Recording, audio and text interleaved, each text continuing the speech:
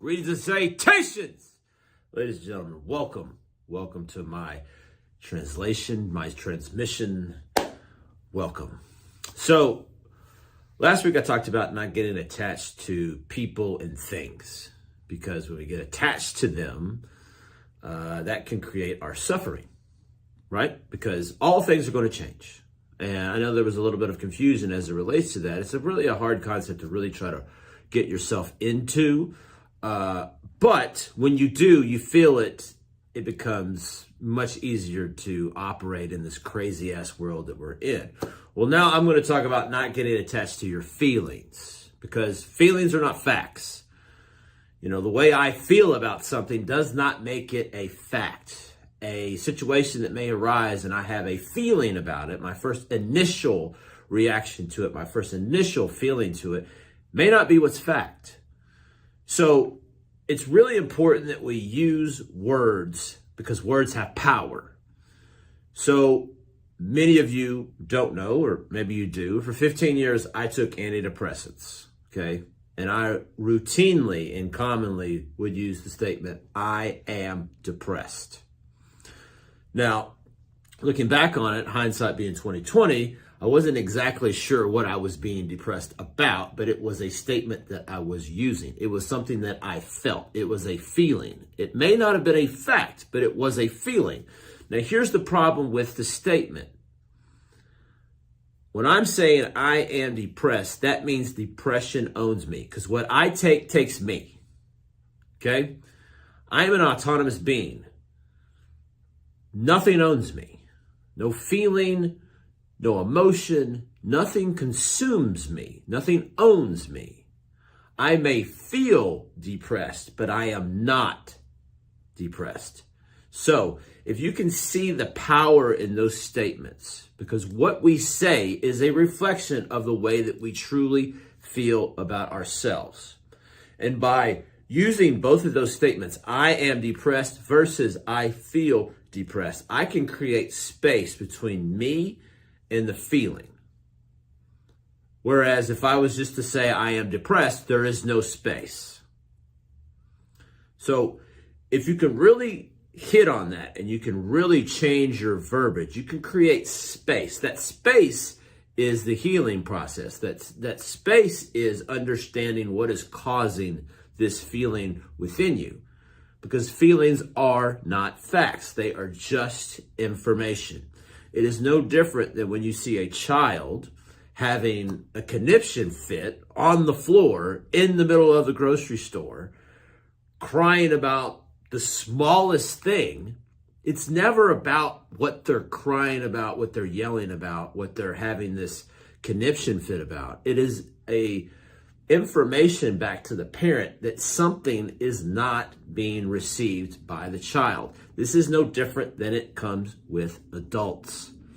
So instead of saying, I have anxiety, change the statement to, I feel anxious.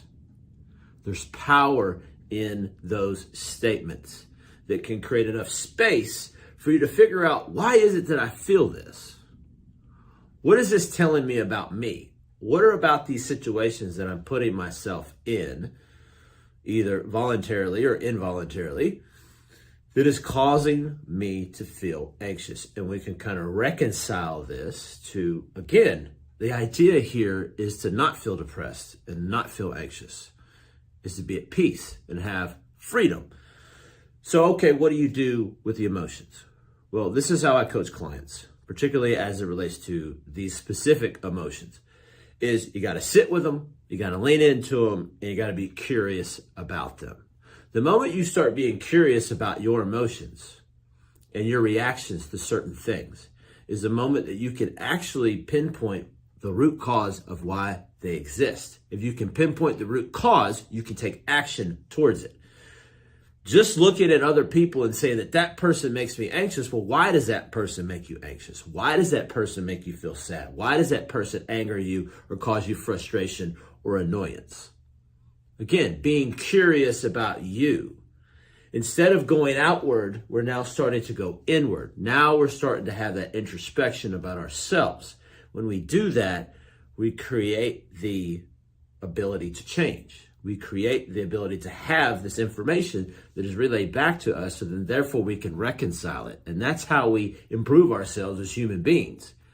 Because the universe and people are always going to present circumstances to reveal where we are not free. Freedom is not being angry and being frustrated and sad and depressed and anxious, okay? Those are the opposite of freedom.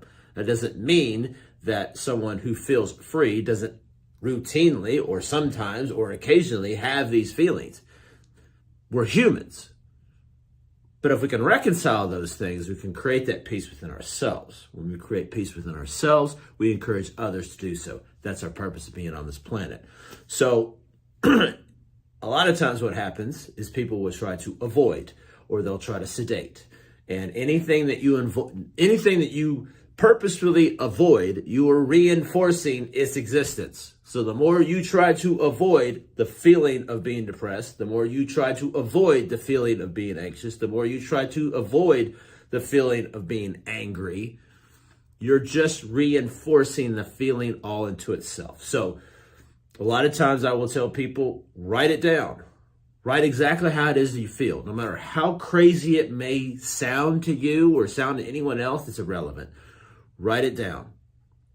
Work your way through it. Give it a name. Give it an existence. Because when we lean into it, when we actually deal with it, it starts to shrink itself. And what you will realize is these feelings start very slowly to start dissipating.